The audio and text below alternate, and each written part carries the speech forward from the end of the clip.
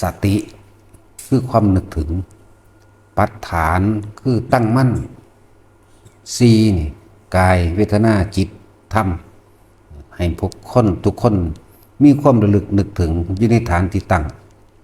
แห่งกายนี่สี่อย่างเรียกว่าสติปัฏฐานสี่กายเวทนาจิตธรรมกายนี่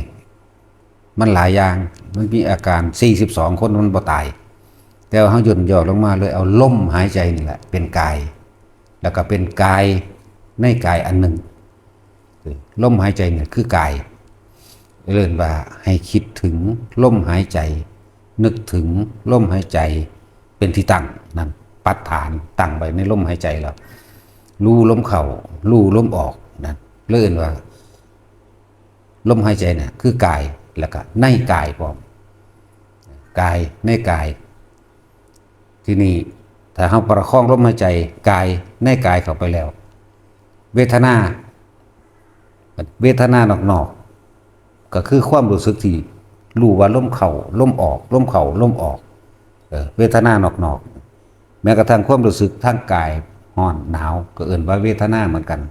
ยังบ่ทันได้ถึงเวทนาในเวทนาเด้ทำความไว้ใจดีๆเวทนานอกบ่ว่าสิเจ็บขาเจ็บหลังนี่ก็เอิ้นว่าเวทนาหากว่าท่านเข้าในเวทนา รู้สึกแบบนี้ความรู้สึกลมเข้าลมออกที่มันอยู่ในโพรงจมูกเขาเองก็เอิ้นว่าเวทนายังนอกอยู่คิดถึงลมหายใจเขาออกบ่คิดถึงอย่างอื่นรู้สึกนี่เวทนาเห็นบ่รู้สึกลมเข้าลมออกลมเข้าลมออกวันนี้เข้าสู่เวทนาในเวทนาอีกเข้าไปที่หนึ่งมันสิละเวทนานอกออกคือจิต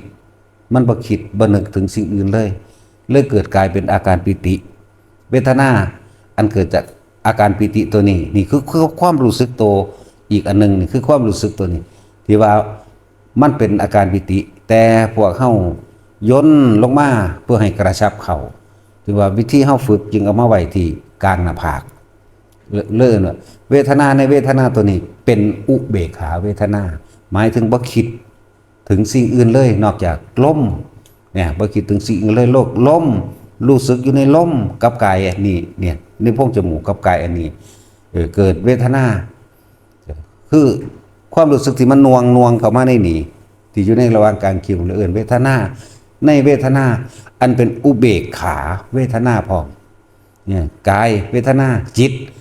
คือหยังก็จิตก็คือตัวเขาคิดถึงนี่แหละสตินั่นแหละจิตก็เลยรู้นั่นแหละจิตก็เลยพุทธะนั่นแหละจิตก็เลย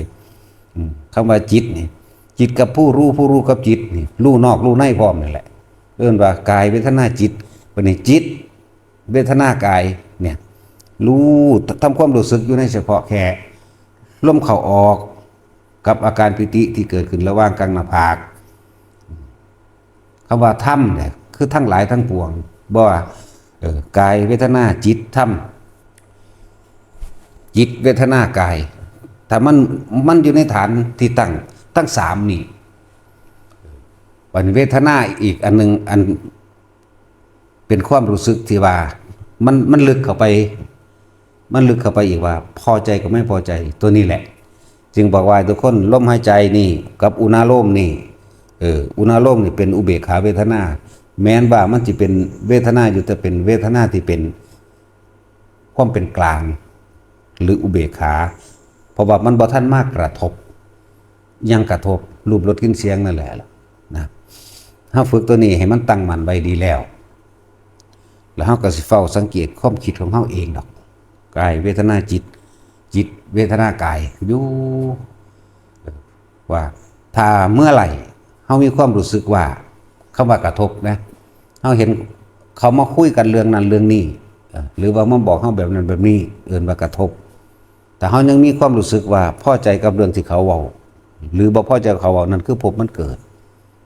นั่นแหละจึงบอกว่ามันเป็นสิว่าจิตในจิตเลยก็ว่าเป็นสติกำกับจิตก็ว่าเมื่อสติกำกับจิตคือพิจารณาความคิดของเจ้าของว่าเฮาสิไปยืนตัดสินในความผิดหรือความถูกในความเห็นด้วยหรือบ่เห็นด้วยมันสิเป็นเรื่องก่อเกิดอารมณ์ความรู้สึกก็เอิ้นว่าธรรมเลยบัดความรู้สึกนั่นน่ะ พอใจกับบ่พอใจนั่นนะผู้ใดก็หูจักตัวอารมณ์พอใจดีใจน้ำเขาหรือดีใจนั่นนี่ที่เจ้าของใดดังใจบ่พอใจกับผู้ใดก็เข้าใจตัวว่ามันโมโหบ่พอใจก็บ่พอใจอย่างแห้งสูงขึ้นโมโหขึ้นหน้าแดงขึ้นไผก็ฮู้นั่นแหละนั่นก็เอิ้นว่าธรรมแล้วบัดธรรมภายนอกคือเครื่องกระทบภายนอกธรรมภายในก็คือตัวนี้แหละความรู้สึกที่พอใจและบ่พอใจนั่นเองฉะนั้นเฮาจึงว่าอย่าหนีจากฐานสร้างฐานมันให้มันมั่นคงฐานหยังฐานลมฐานลมหายใจเป็นฐานอยู่แล้วที่นี่เครื่องอยู่อีกอันนึงถ้าคนฝึกเป็นแล้วมันบ่ได้จับลมดอกมันสิขึ้นสู่อาการอุเบกขาเวทนาเลยคือปิติถ้าฝึกไปแล้วบัดนี้มันจับจุดใดก็ได้แต่ว่าอย่าเอาความรู้สึกที่อาการปิติออกจากกายไหมคำว่าออกจากนี่คือความคิดอย่าคิดไปหาผู้นั้นไปหาผู้นี้แต่คิดไปหาผู้นั้นผู้นี้บุคคลสัตว์สิ่งของแล้วความรู้สึกที่พอใจบ่พอใจจิตมันไปมีที่ตั้งมันไปตั้งมันไปคิดถึงนั่นแหละมันไปตั้งก็เลยคิดถึงบ้านคิดถึงคนมันก็ไปปรุงไปนึกไปล่ะความรู้สึกอันเป็นอุเบกขาเวทนาในกายนี่ออกได้บัดคือปิติออกปิตินี่บ่เกิดในกายแล้วนั่นแสดงว่าเฮาไปมีความรู้สึกพอใจแล้วบ่พอใจกับสิ่งที่เฮาคิดถึงแล้วเลยว่าจิตมีที่ตั้งแต่มันมีที่ตั้งแล้วก็ต้องปรุงแต่งนึกคิดเมื่อมันปรุงแต่งนึกคิดแล้วมันก็เกิดอารมณ์ความรู้สึกพอใจแล้วบ่พอใจว่าวิญญาณนั่นภพเป็นที่เกิดแล้วมีภพแล้วได้บัดแต่ว่าเฮาบ่ต้องรู้หยังมากหรอกแค่รู้ลมหายใจนี่รู้ความรู้สึกนึกถึงลมหายใจเข้าออกมีความรู้สึกเย็นๆในโพรงจมูกเข้าออก แล้วก็มีอาการปิติที่เกิดตรงกลางระหว่างคิ้วที่พวกเฮากำหนดฐานที่ตั้งให้จิตขึ้นมานี่เองยุคแค่นี้บางทีมันลมหายไปแต่เหลือแต่อาการปิติแต่คนมันฝึกไปแล้วที่มันจับอาการปิติจริงๆมันบ่ได้จับด้วยแต่เฮาได้เบื้องต้นมันแล้วลมหายใจนี่ปิติที่เกิดขึ้นกลางคิ้วหน้าผากเฮานี่แม้นเฮาย่างไปเฉยๆมันก็เกิดขึ้นเลยเฉยๆนี่คือบ่คิดเด้แต่ว่าตาเห็นตามปัจจุบันนั่นแหละตาก็เดินเหลียวเบิ่งทางนั้นทางนี้แม้นสิเฮาสิหันหน้าเหลียวเบิ่งผู้นั้นผู้นี้ก็สร้างแต่ว่าความคิดความนึกของเฮามันบ่ออกไปตามสิ่งที่เห็นตามหูที่ได้ยินตามกลิ่นที่ได้ดมมันแหละนี่มันบ่ออกไปความคิดมันบ่ออกไปมันเลยมีสติตั้งมั่นเรียกว่าเกิดกลายเป็นสมาธิเมื่อเป็นสมาธิหรือมันก็เป็นปัสสัทธิมันพร่อนคลายออกนั่นแหละมันก็เกิดความรู้ตื่นเบิกบานปราโมทย์ในใจเฮาในความรู้สึกเฮาเองล่ะบางคนที่ฝึกไปแล้วนานไปบางคนก็อยู่กลางๆหน้าผากไปเลยก็มีหมายถึงความรู้สึกนิ่มๆนุ่มๆนี่แหละความรู้สึกปิติปราโมทย์อันนี้แหละเบขานี่แหละบางคนก็อยู่ทั้งหัวไปเลยดุบหน้าเป็นหมุนๆคือลมหัวกุดหน่อยทั้งหัวคือใส่ไก่หมุนทั้งหัวนี่ก็ว่าบางคนก็เคลื่อนย้ายลงมาที่ตรงกลางระหว่างอกเด้ทำกลางอกมีความรู้สึกเกิดยังขึ้นถ้ามันสะเทือนแสดงว่ามันคิดแล้วคำว่าสะเทือนความรู้สึกเกิดเราเด่นเพื่อเข้าไปเห็นสิ่งใดสิ่งหนึ่งปุ๊บสะเทือนเข้ามาปั๊บจังสินั่นความคิดตัวนี้เร็วและละเอียดมากที่ว่าสะเทือนจังสิสะเทือนหรือกระเพื่อมเขาว่าไปจึงว่าคนที่อยู่ระหว่างทำกลางอกได้แล้วก็บ่ต้องไปคิดอีกอย่างอีกว่าหรือว่าเขาเห็นบ่ถูกฐานมันเป็นขัน2ขัน3ไปแล้วได้นั่นมันเป็นขัน2 3ไปแล้ว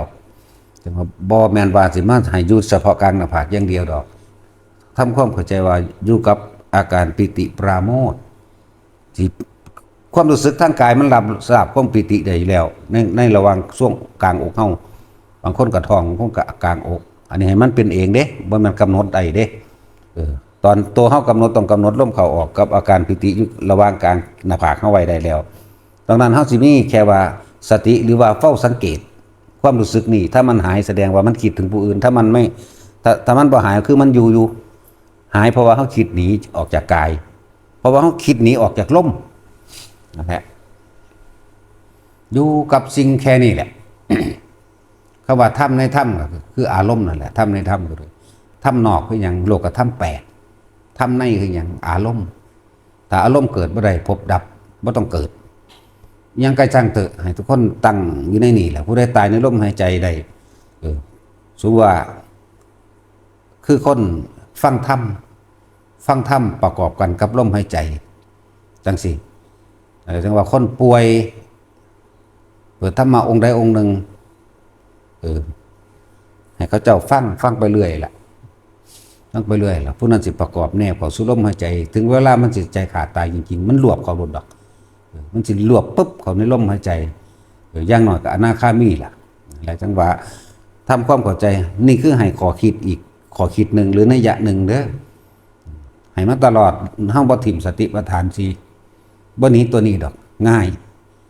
บ่ได้ยากบ่ได้ไปหาแนวมาประกอบบ่ได้มีผู้ใดบังคับบ่ต้องไปตั้งเวลาบ่ต้องไปอีหยังทั้งสิ้นตั้งสติบ่ต้องไปตั้งสัจจะอีหยังดอกบ่ต้องไปนั่นนี่นึกถึงลมหายใจเมื่อไหร่ก็เมื่อนั้นแหละสติอยู่กับกายนะเอาพอ